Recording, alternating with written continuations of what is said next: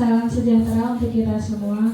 Yang terhormat Ibu Kepala UPPD SD Negeri 1 SD Sumur Kucing, Ibu Niketut Wardani. Yang terhormat kepada Bapak Pengawas Sekolah, Bapak Sudisman MPD yang kami hormati. Tak lupa pula Bapak dan Ibu Dewan Guru beserta staf tata usaha UPPD SD Sumur Kucing yang saya hormati dan berbahagia. Dan yang terhormat juga kepada Bapak dan Ibu Guru CGP calon guru penggerak angkatan 11, Bapak Ahmad Thoib, Ibu Ranis dan Ibu Supihatin Andriani yang saya hormati. Baik, pertama-tama marilah kita ucapkan puji syukur alhamdulillah kepada Allah Subhanahu wa taala karena pada pagi hari ini yang produktif ya Bapak Ibu, kita semua bisa berkumpul dalam kegiatan PMO sekaligus diseminasi budaya positif oleh guru penggerak. Bapak Ibu, kedua kalinya tak lupa juga kita ucapkan kepada Nabi besar kita Nabi Muhammad SAW yang telah membimbing kita dari zaman yang gelap menuju zaman yang terang benderang seperti saat ini. Bapak dan Ibu, saya di sini sebagai pemandu acara, yaitu acara yang pertama kita buka pembukaan, yaitu acara pembukaan kita buka dengan lafal basmalah Bismillahirrahmanirrahim. Acara yang kedua adalah sambutan. Nanti ada sambutan dari Ibu Kepala Sekolah, Bapak Pengawas kita, serta pembukaan dari CGP Angkatan 11. Baik, untuk acara yang kedua kita berikan kepada Ibu Niketut Wardani, yaitu acara menyanyikan lagu Indonesia Raya terlebih dahulu yang akan dipandu oleh Ibu Nilo Gede Eka Saputri. Kepadanya dipersilakan. Bapak dan Ibu audiens mohon berdiri.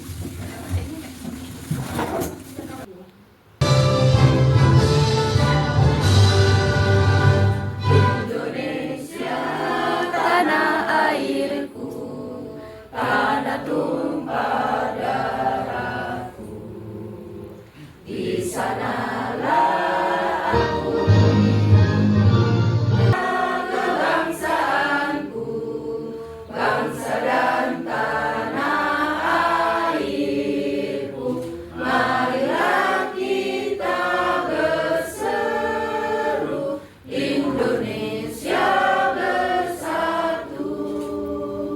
Hiduplah tanahku, hiduplah negeriku, bangsaku, rakyatku semuanya. Bangunlah jiwanya, bangunlah badannya untuk Indonesia Raya. Indonesia Raya, merdeka, merdeka, tanahku, negeriku yang ku cinta. Indonesia Penggerak, banyak hal-hal yang harus kita majukan seperti itu. Ya. 3 CGP yang nanti akan mengadakan pengimbasan ya untuk diseminasi budaya positif ya. Ini harapan saya seperti yang disampaikan oleh Ibu Kepala Sekolah tadi, dimulai dari diri kita sendiri dulu ya. Sebelum kita budayakan pada orang lain, kita sendiri yang harus betul-betul menjiwai apa yang menjadi harapan atau yang akan kita transformasikan kepada orang lain dan kepada anak didik kita. Kemudian sekali lagi Bapak Ibu, semua kegiatan tadi ya itu adalah hak dan kewajiban Bapak Ibu semua. Hak untuk mengikuti PPD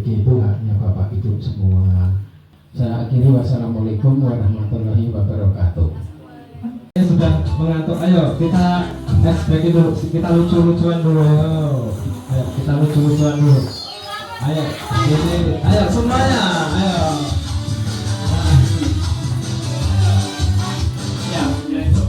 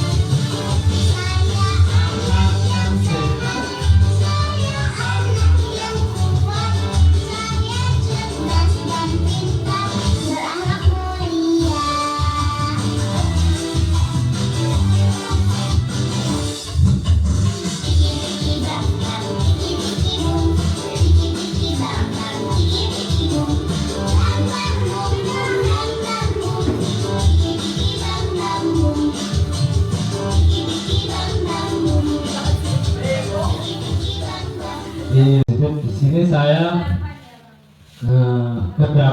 kebagian materi yaitu tentang nilai-nilai kebajikan. Bapak Ibu tentunya sudah pernah mendengar apa nilai kebajikan. Bapak Ibu nilai kebajikan ada sudah pernah mendengar? Ya, tapi ini perbuatan yang baik ya.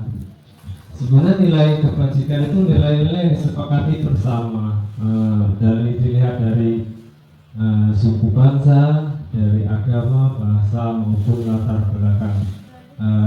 Nilai ini tentunya mengandung nilai-nilai yang bersifat baik dan bersifat universal. Apa itu universal artinya? Secara umum atau secara menyeluruh bisa digunakan di dunia manapun dan mengandung nilai-nilai yang positif. Ada di sini ada berbagai dari sumber-sumber nilai-nilai kebajikan atau dari sebuah institusi atau organisasi itu biasanya mengeluarkan nilai-nilai kebajikan atau membuat sebuah nilai-nilai kebajikan. Di sini ada yang pertama yaitu mungkin dari organisasi di negara kita ini, dari dunia pendidikan ini ya. Karena sekarang ada berkaitan dengan paradigma baru tadi itu.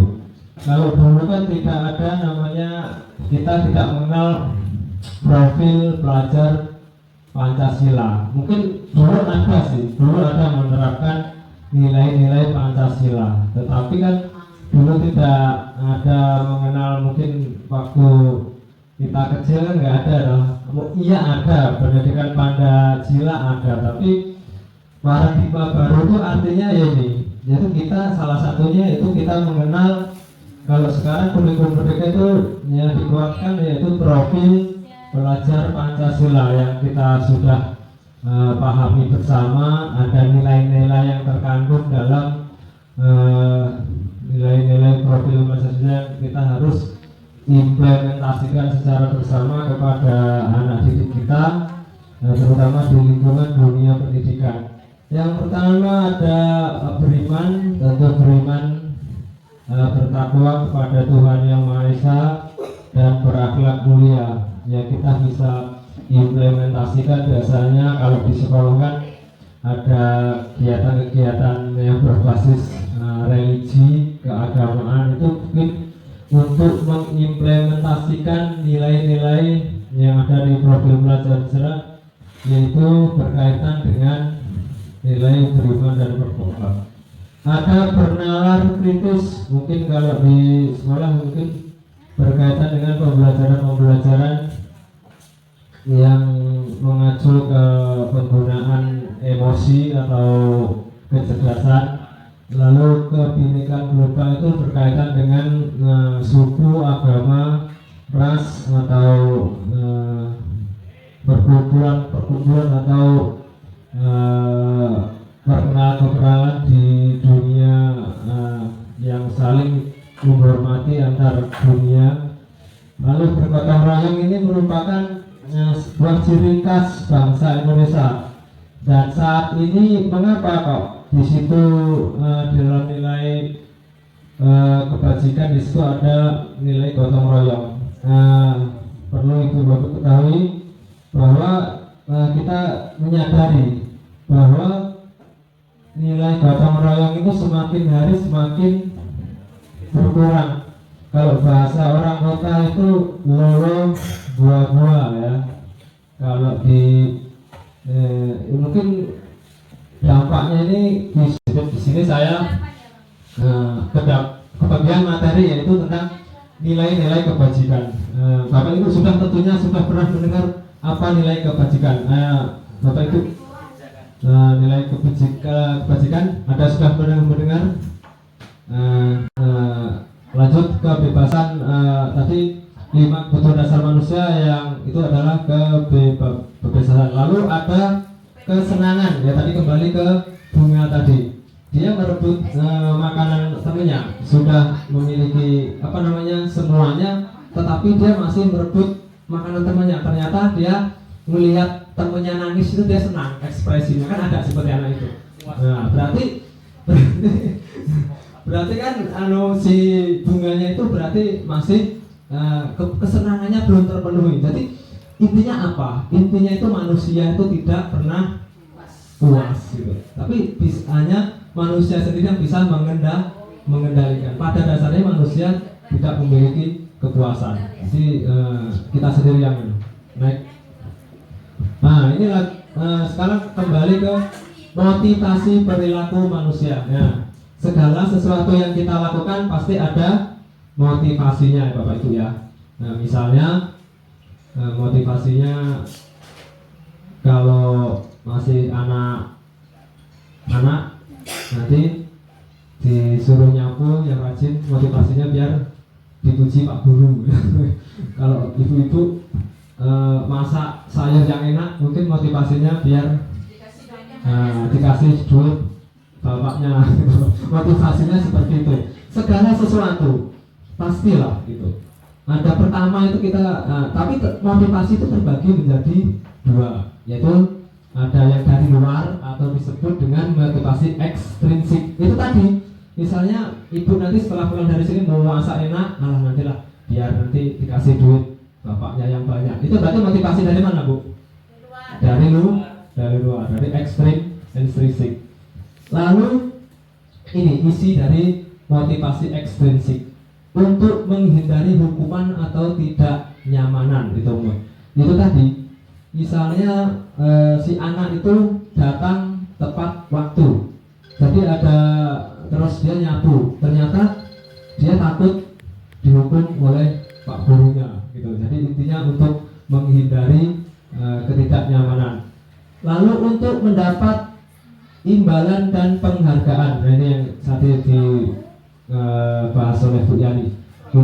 Jadi motivasi ekstrinsik dari motivasi untuk mendapat imbalan dan penghargaan. Lalu ada motivasi intrinsik ya, yang kita ini susah ini yang susah untuk saat ini, untuk saya sendiri juga susah untuk bergerak atau termotivasi dalam diri sendiri. Ini cukup susah ini, yang menjadi tantangan bagi saya untuk menjadi orang yang mereka inginkan dan menghargai dirinya sendiri dengan nilai-nilai yang mereka percaya. Yaitu misalnya gini, kita mau berangkat ke sekolah, berangkat pagi ya, karena sudah menjadi kewajiban gitu. Seharusnya kan seperti itu ya, seharusnya. Tapi kan kadang-kadang kita untuk berangkat sekolah pagi biar mendapat pujian dari ibu kepala sekolah gitu, misalkan ada juga gitu kan. Itu kan motivasi. Tinggal kalau saya tidak bisa membaca motivasi manusia. Kalau saya motivasinya ya dua-duanya, berangkat pagi biar dipuji ibu kepala sekolah dan ya karena menjadi suatu kewajiban saya gitu. Tapi kadang-kadang berbeda-beda gitu. Motivasi itu tinggal kembali ke dirinya sendiri. Ada yang motivasi eksplisit dan implisit. Lalu di sini ada istilah konsep disiplin dengan identitas yang gagal. Nah, hukuman. Nah, tadi kata kita kalau memberikan anak itu hukuman, maka apa yang diakibatkan oleh anak? Yang pertama yaitu menyakitkan, tidak nyaman, murid menjadi takut, memaksa murid, menyembuhkan kesalahan dan murid menjadi rendah diri. Itu akibat dari kita jika menghukum anak gitu. Itu terus penghargaan. Nah, itu juga di sini juga ternyata setelah kita belajar dari Kosdasi itu memberi penghargaan itu sama aja dengan menghukum. Tidak ubahnya memberi penghargaan adalah karena bisa mengganggu tentang nilai-nilai disiplin positif atau motivasi perilaku tadi itu. Ternyata memberi penghargaan itu tidak efektif merusak hubungan. Mungkin bisa saja, misalnya anak yang satu dikasih permen, yang satunya tidak dikasih permen, kan hubungannya bisa terganggu. Kamu dikasih permen, aku tidak. Malas sama ibu itu, besok aku tidak mau nyapu lagi, dan kamu aja yang nyapu. Mematikan kreativitas. Ngapain saya payah-payah nyapu, saya membersihkan sampah.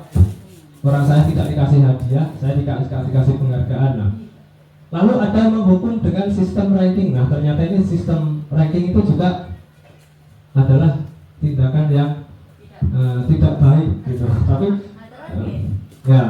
Tetapi mungkin kalau di sekolah mungkin masih inilah ya, masih relevan gitu, karena menurut saya sih masih relevan, masih masuk akal gitu lah. Yang penting kan tidak berlebihan, itu hanya menjadi sebuah.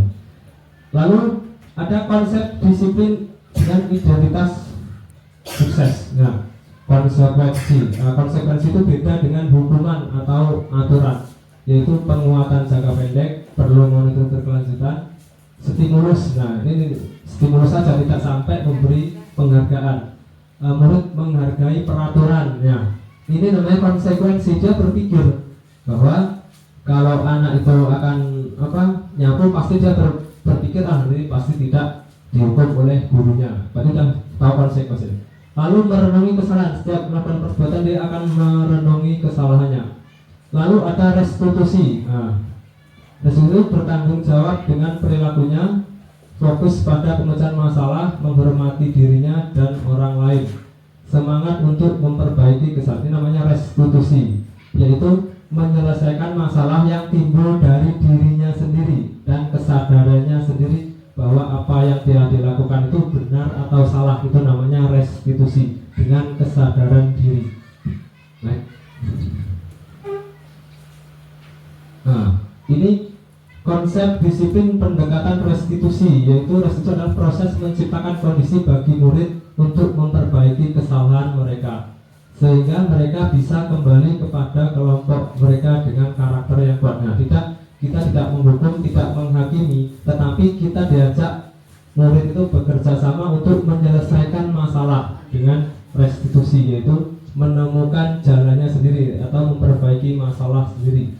Ciri-ciri restitusi itu bukan untuk menebus kesalahan, tapi yaitu belajar dari kesalahan, memperbaiki hukuman, menghormati diri dan orang lain.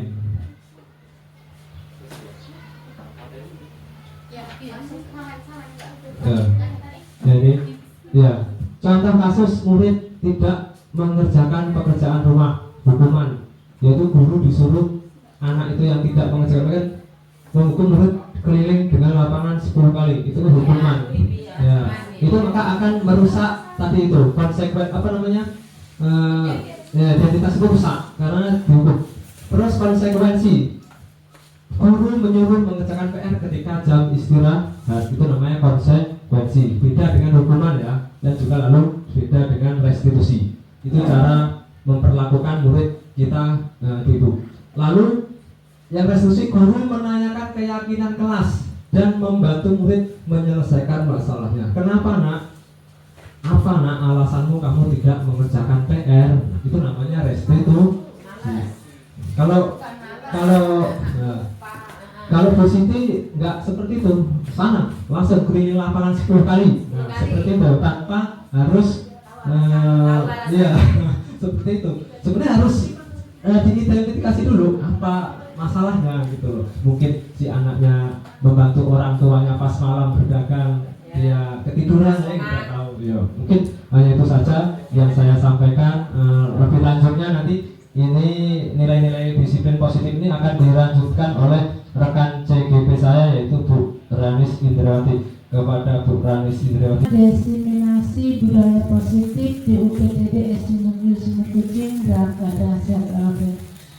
Baik, kepada Bapak Ibu yang saya hormati, di sini saya akan membawakan materi. Di dalam diseminasi budaya positif itu ada 8 materi yang akan disampaikan. Ada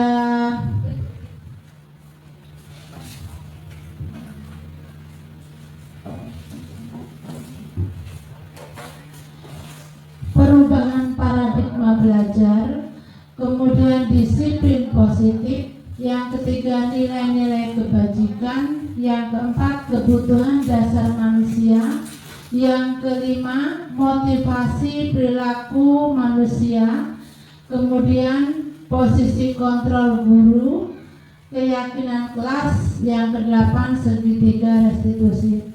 Dan di sini saya akan membawakan 2 materi pertama, yaitu perubahan paradigma belajar dan disiplin positif.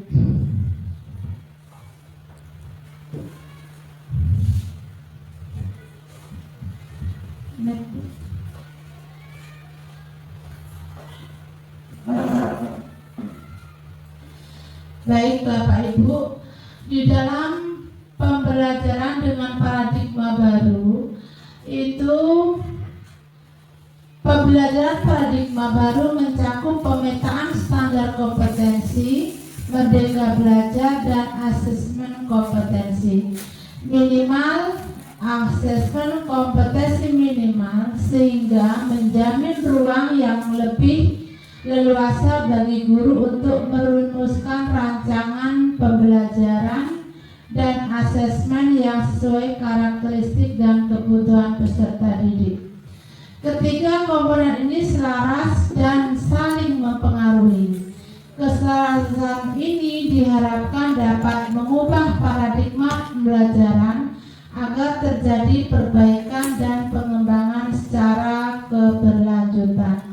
Pada pembelajaran paradigma baru, profil pelajar Pancasila menuntut arah yang memandu segala kebijakan dan pembaruan dalam sistem pendidikan Indonesia.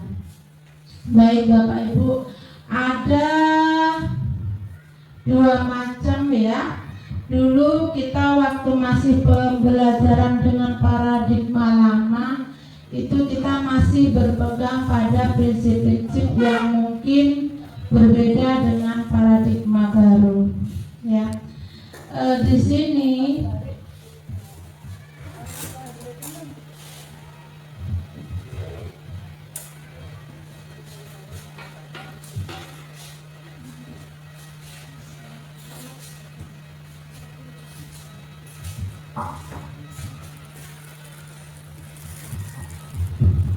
dalam paradigma lama pembelajaran itu biasanya atau mungkin sudah paten ya Ibu, ada asumsi-asumsi berikut, yaitu orang mentransfer pembelajaran secara mudah dengan mempelajari konsep abstrak dan konsep yang tidak berhubungan dengan konteksnya.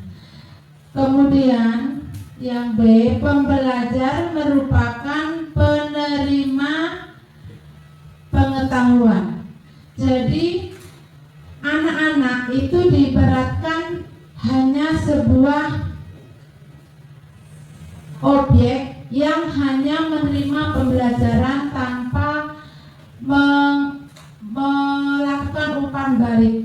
Jadi di sini seorang guru hanya mentransfer ilmu tanpa kita memberikan umpan balik kepada siswa untuk mengetahui apa sih yang ada dalam diri siswa. Itu paradigma lama. Kemudian ada juga pembelajaran itu bersifat pembelajaran dalam keadaan kosong yang siap diisi dengan pengetahuan. Nah, disampaikan bahwa tadi anak itu ibarat cuma objek. Ya udah, kamu itu cuma gelas kosong yang saya isi dengan air, begitu. Jadi kita tidak berharap airnya itu akan bagaimana selanjutnya, seperti itu, Bu. Kemudian selanjutnya, keterampilan dan pengetahuan sangat baik diperoleh dengan terlepas dari konteksnya. Nah, kemudian untuk pembelajaran baru, paradigma pembelajaran baru itu lebih luas sih Ibu ya, lebih luas jangkauannya karena asumsi-asumsi baru yang melandasi pembelajaran dengan paradigma baru meliputi orang sulit mentransfer pembelajaran karena memerlukan pembelajaran ini maupun pembelajaran isi maupun konteksnya.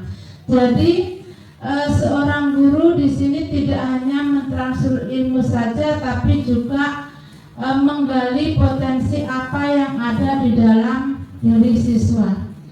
Ya Bu ya. Kemudian seorang guru itu juga harus menjadi contoh yang baik, menjadi seorang narasumber yang baik bagi siswa, sehingga siswa menjadikan seorang guru itu seorang panutan. Kemudian pembelajar merupakan konstruktor pengetahuan yang aktif. Ya, jadi anak itu aktif. Ya, dia merupakan anak yang aktif yang akan menerima ilmu yang kita sampaikan. Jadi tidak hanya guru yang aktif, tidak hanya guru berceramah terus-menerus, tapi anak ya sudah, aku menerima ilmu, kemudian selanjutnya seperti apa, cuman segitu-segitu saja, anak tidak bisa berkembang. Begitu. Selanjutnya, belajar bersifat kognitif dan dalam suatu keadaan pertumbuhan dan evolusi yang konstan. Ya Bu ya. Kemudian pembelajar membawa kebutuhan dan pengalaman mereka ke dalam situasi-situasi belajar. Jadi pengalaman-pengalaman apa yang kita sampaikan di kelas itu kalau bisa menjadi suatu pengalaman yang berkesan bagi anak, menjadi sebuah pembelajaran yang bermakna, sehingga sampai saatnya nanti anak-anak akan terus mengingat dan menerapkan apa yang telah diterima selama sekolah. Kemudian keterampilan dan pengetahuan sangat baik diperoleh dalam konteks yang realistis. Ya, tadi disampaikan bahwa pembelajaran dengan pengalaman-pengalaman itu akan lebih berkesan, lebih bermakna, sehingga pengalaman realistik anak itu bisa benar-benar dilaksanakan.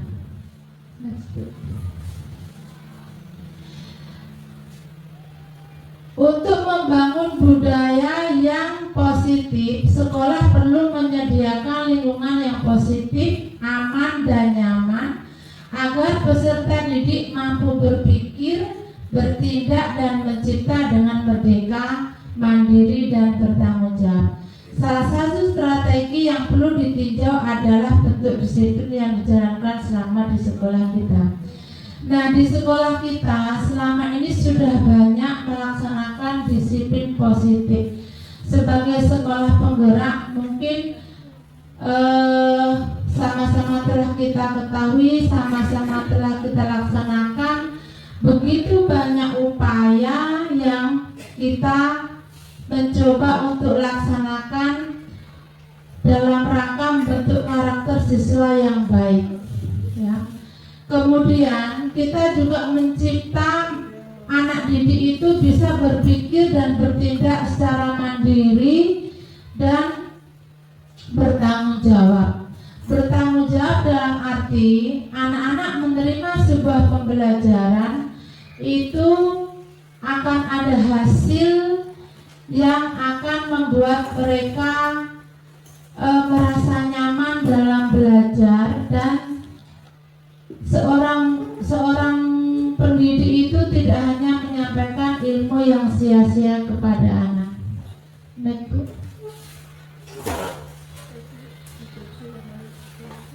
Miskonsepsi tentang teori kontrol. Ilusi mengontrol murid, kemudian ilusi bahwa semua penguatan itu positif dan bermanfaat, ilusi bahwa orang dewasa berhak memaksa, ilusi bahwa kritik dan membuat rasa bersalah mampu menguatkan karakter. Dan ini termasuk ke dalam paradigma pembelajaran lama, Ibu. Jadi yang saya sampaikan, paradigma pembelajaran lama itu semua pembelajaran itu hanya berpusat pada guru. Seolah guru ini mengontrol semua apa yang dilakukan siswa. Ya, jadi siswa itu hanya menerima dan menerima, tapi tidak ada umpan balik. Ilusi mengontrol murid. Pada dasarnya kita tidak dapat memaksa murid untuk berbuat sesuatu jikalau murid tersebut memilih untuk tidak melakukannya.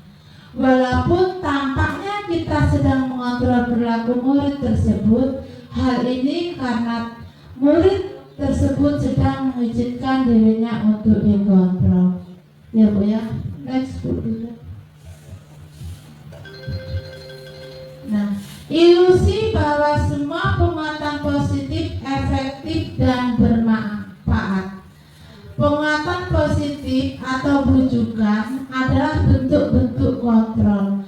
Segala sesuatu untuk mempengaruhi murid agar mengulangi suatu perilaku tertentu adalah suatu usaha untuk mengontrol murid tersebut. Yang kedua, ilusi bahwa kritik dan membuat orang merasa bersalah dapat menguatkan karakter.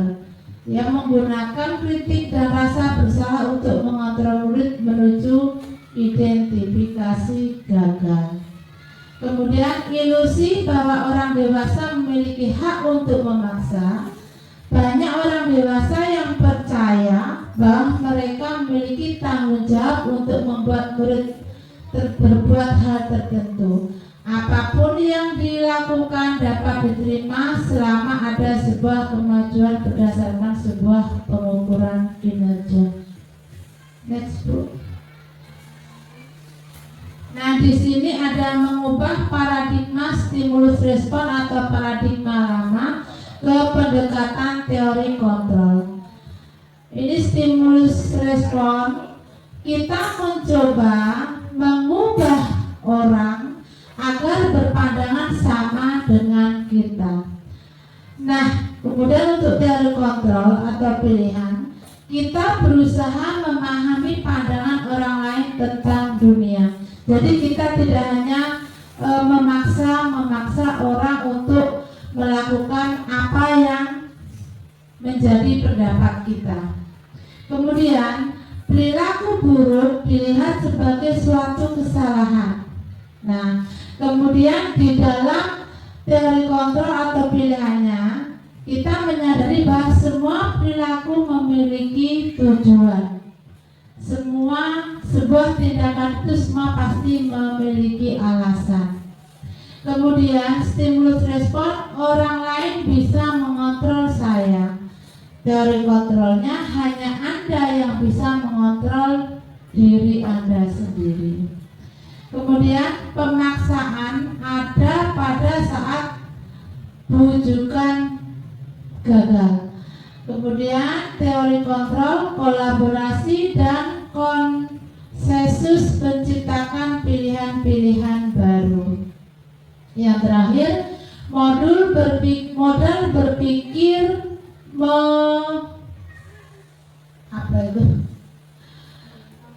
menang atau kalah. Dalam teori kontrol, model berpikir menang.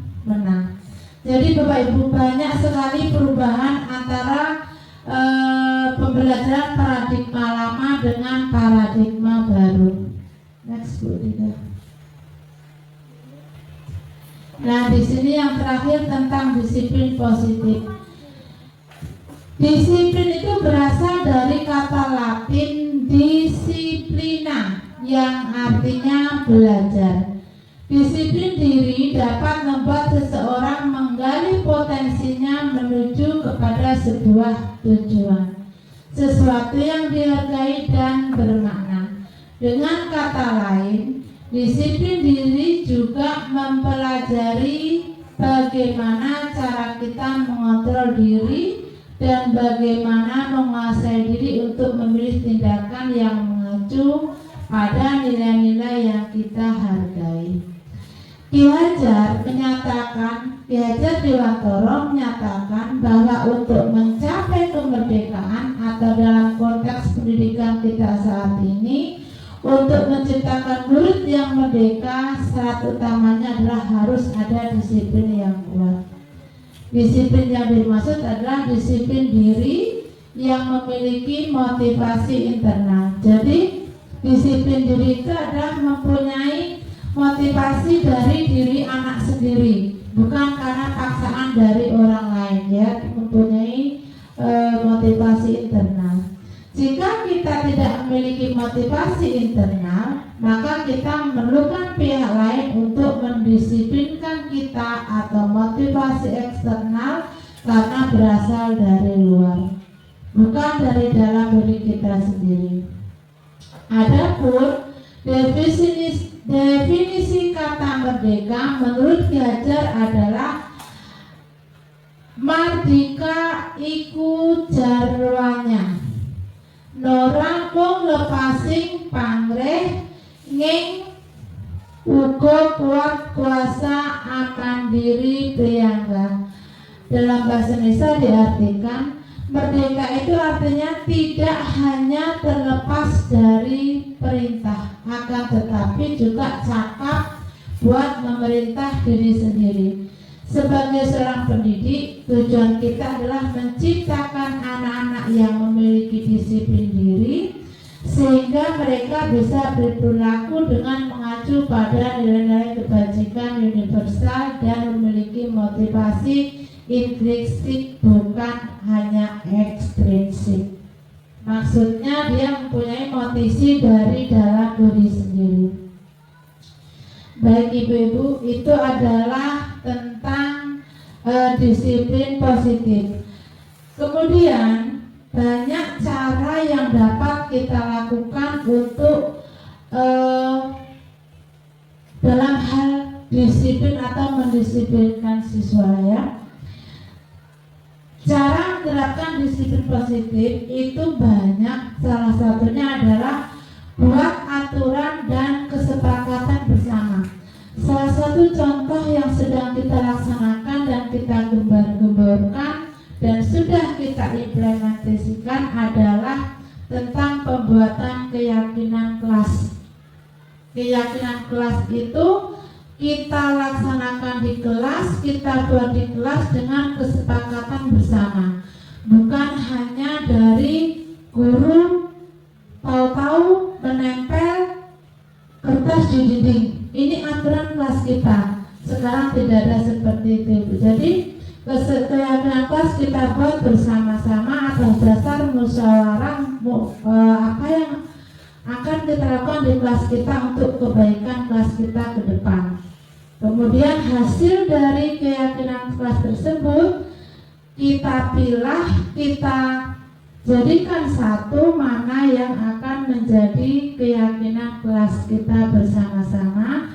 Kemudian hasilnya kita tempelkan di kelas supaya itu bisa menjadi sebuah landasan tindakan anak-anak menjadi lebih baik.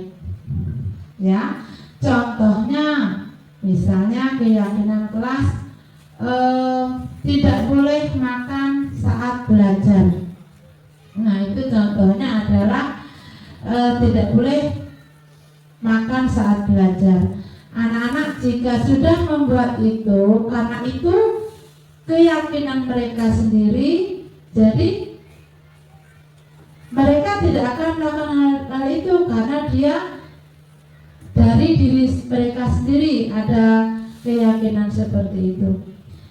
Yang kedua, tetapkan konsekuensi. Jadi seorang anak itu cara mendisiplinkan itu bukan hanya kita menghukum itu. Menghukum dan memberi konsekuensi itu berbeda. Kalau menghukum itu mungkin lebih kepada fisik, hukuman fisik, misalnya tidak membuat PR, kemudian kita memberi hukuman angkat kaki satu dan sebagainya, itu paradigma lama ya Ibu ya. Kemudian tetapkan konsekuensi, misalnya kenapa kamu datang terlambat? Nah, konsekuensinya misalnya apa? Kemudian kita bicarakan dengan anak, apa sebabnya dia terlambat. Kita tanyakan kepada anak, apa sebabnya dia terlambat. Pasti ada alasan tertentu kenapa dia melakukan hal tersebut. Selanjutnya, kita juga menghindari memberikan iming-iming atau hadiah. Jadi saya kalau tidak salah dulu pernah kita waktu acara apa itu juga disampaikan Bu Kepala Sekolah, kita tidak boleh memberikan iming-iming atau hadiah di dalam kurikulum yang baru ini untuk merangsang menstimulus anak.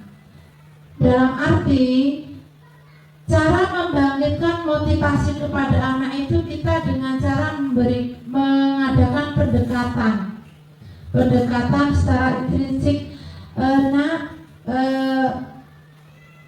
Ini misalnya kamu bisa membaca, nanti kamu akan begini. Berikan pujian-pujian yang bisa merangsang anak menjadi termotivasi. Ya, tapi jangan ya tak kasih permen, ini tak kasih permen. Kalau kamu bisa membaca tak kasih permen itu sebetulnya tidak boleh, ya, kurang bagus. Kemudian menjalin komunikasi yang baik. Nah, antara seorang guru dan anak, seorang pendidik dan peserta didik itu harus ada komunikasi yang baik. Karena apa Ibu-ibu? Suatu hal, suatu kegiatan, apalagi dalam pembelajaran itu memerlukan komunikasi dua arah. Tidak akan terjadi pembelajaran yang bagus jika hanya satu arah atau hanya seorang guru menjadi student teacher center.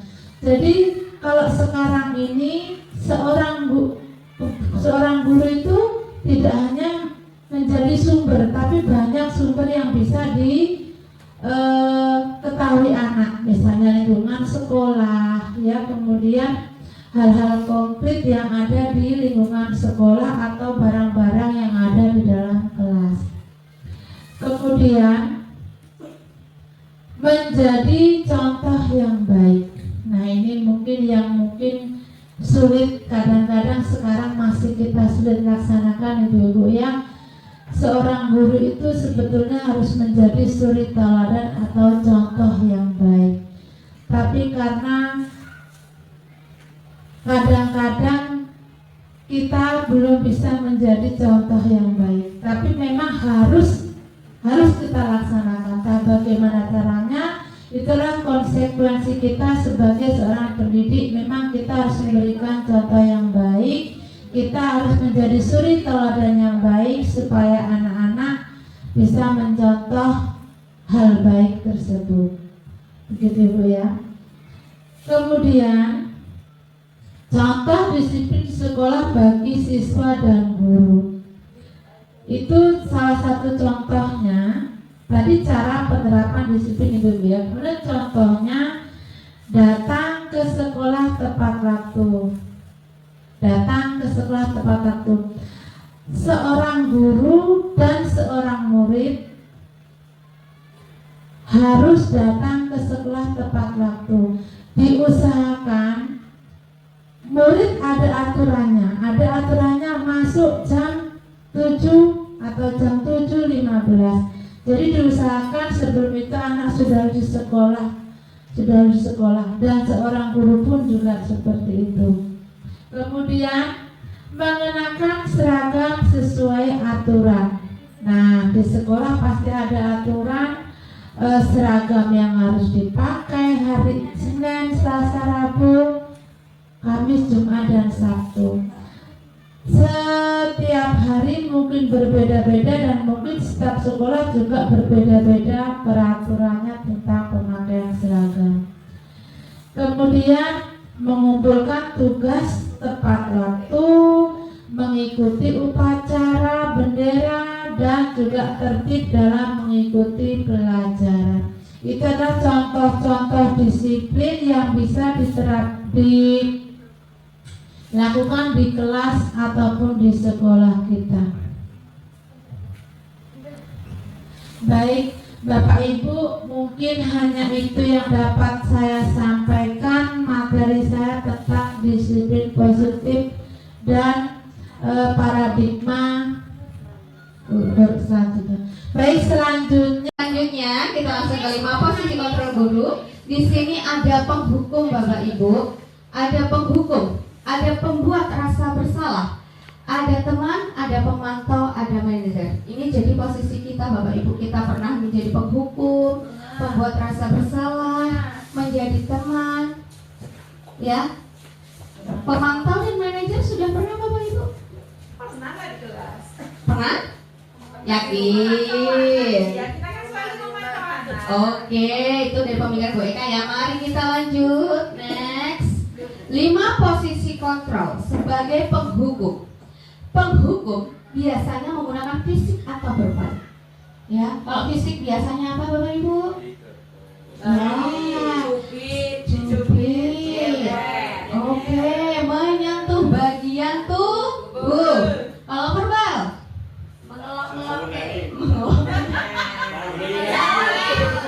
Yang membuli atau mengata-ngatai ya. Coba tindakan orang tua saya disebut-sebut. ya, nama orang tua disebut-sebut ya. Contoh tindakan seorang guru yang menerapkan ya, biasanya contohnya patuhi aturan saya. Ya. Kalau tidak peraturan saya lari keliling lapangan 10 kali. Jadi belum tahu alasannya, gurunya langsung memberi hukuman. Baik Bapak Ibu, kalau penghukum ini biasanya ekspresi matanya gimana sih? Melotot. Merah. Iya, tangannya menunjukkan menghardik ya, matamu gitu. Kemudian Bapak Ibu, penghukum ini Bapak Ibu dapat menghasilkan murid yang lebih emosional ya Bapak Ibu. Jadi mereka itu nanti efeknya itu bisa mencoret-nyoret buku, balas dendam, nggak mau nulis. Jadi udah marah gitu sama gurunya gara-gara hukuman tersebut. Berangkat. Iya, cuma ditanya PR aja besok tidak berangkat. Baik, yang kedua adalah pembuat rasa bersalah. Pada posisi ini guru biasanya bersuara lebih lembut. Kayak Bu Siti. Ya. Lawan kata. Kata-kata yang keluar dengan lembut seperti contoh di bawah ini. Ibu sangat kecewa sekali dengan kamu. Berapa kali ibu memberitahu kamu? Kenapa kamu nggak? Gimana coba? kalau orang tuamu tahu kamu berbuat begini? Bayangkan. Ya, bayangkan. Ya, kalau kita menjadi kontrol pembuat rasa bersalah, biasanya anak-anak ini akan merasa bersalah Bapak Ibu dan merasa akan gagal dia sebagai murid. Nah, hal ini tuh lebih berbahaya dari penghukum. Jadi, kalau dia merasa bersalah dia lebih tertekan. Ya, mentalnya lebih tertekan. Jadi dia tidak bisa mengungkapkan apa yang dia rasakan. Seperti itu. Yang kemudian, Ibu, Pak, ada teman, ada posisi kontrol sebagai teman. Ini sepertinya Bapak Ibu sering sekali posisi kontrol sebagai teman ini. Guru pada posisi ini mengontrol murid dengan menggunakan pendekatan persuasif. Jadi kita pendekatannya itu lebih akrab. Habis itu dengan guyonan jenaka, ya, kata-kata yang diucap, ayo bantulah demi Bapak ya, ya, ya. Apalagi, ya udah dikerjakan nanti aja, itu. Habis itu, nggak apa-apa, boleh dikerjakan nanti. Oh, iya, itu kayaknya Bu Happy kayaknya itu. Sering ngomong nggak apa-apa, itu besoknya nggak ada apa-apa. Iya. Nah, murid seperti ini akan merasa senang Bapak Ibu dengan posisi kontrol sebagai tenang, merasa dirangkul oleh guru. Tapi apa akibatnya? Ada yang tahu? Menyepelekan guru. Habis itu dia ketergantungan kepada guru tersebut. Seperti itu. Nempel kemana-mana. Ya itu ya, contohnya seperti Ari. Jadi kita semua guru itu dianggap teman oleh Ari. Ya, betul sekali. Susi Ari. Selanjutnya posisi kontrol yang keempat adalah pemantau. Posisi guru sebagai pemantau melakukan pengawasan murid berdasarkan pada kesepakatan dan konsekuensi yang telah dibuat bersama di kelas. Seperti kata-kata gurunya ya loh. Peraturannya apa? Jadi kalau anak punya salah, gurunya itu mengingatkan peraturannya apa. Jadi mereka jawab. Jadi dia tahu konsekuensinya apa. Apa kamu tahu keyakinan yang sudah kamu langgar? Jadi dia berpikir, ya hanya sebatas berpikir apa peraturannya, apa konsekuensinya, dan tidak ada tindakan selanjutnya. Misalnya yang tadi, yang belajar terlambat 15 menit. Kemudian, apa kamu tahu peraturannya? Iya Bu, saya harus mengerjakan, harus menambah waktu untuk belajar. Nah, di posisi pemantau ini guru memberikan waktu untuk belajar 15 menit, sedangkan teman-temannya istirahat. Nah, yang saya tanyakan, apakah anak yang Anda berikan tugas 15 menit itu Anda tinggal ke kantor, apa Anda tunggu? Harusnya ditunggu. Harusnya Ditunggu. ditunggu, karena Bapak Ibu sebagai pemantau, ya. Ditinggal masih pekerjaan. Iya, betul sekali. Dipanggil Ari lagi.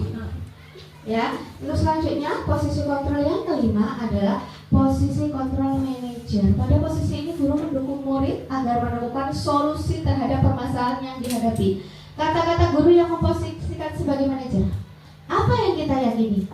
Jadi mengingatkan keyakinan kelas sama seperti pemantau. Apakah kamu meyakininya?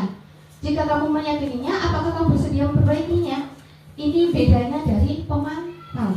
Kalau pemantau hanya mengingatkan keyakinan, tapi di sini ditanyakan apa kamu bersedia memperbaikinya. Jadi murid dituntut untuk bertanggung jawab, mencari tahu solusinya. Dengan kita tuntut ya, mencari tahu solusinya sendiri, bagaimana mereka bertanggung jawab.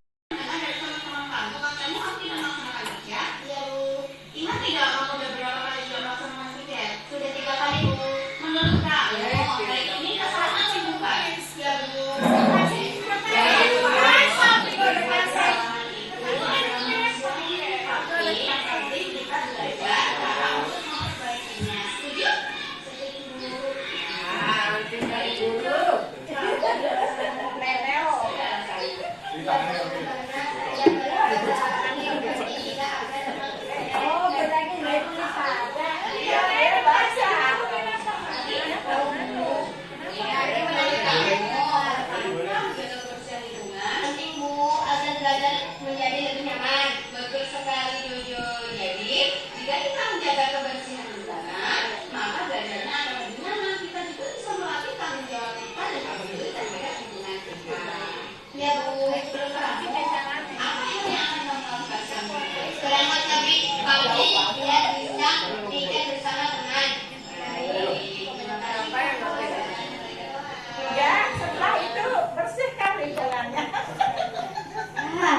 Itu adalah contoh segitiga restitusi Bapak Ibu. Beri tepuk tangan. Baik Bapak Ibu, kita akan belajar studi kasus tentang teori kontrol. Posisi kontrol itu sebagai guru tadi 5 tadi. Terus kebutuhan dasarnya ada juga. Kemudian cara penyelesaiannya untuk memakai segitiga restitusi itu bagaimana akan kita bahas bersama-sama. Silakan maju Bapak Toya dan Bu Yani.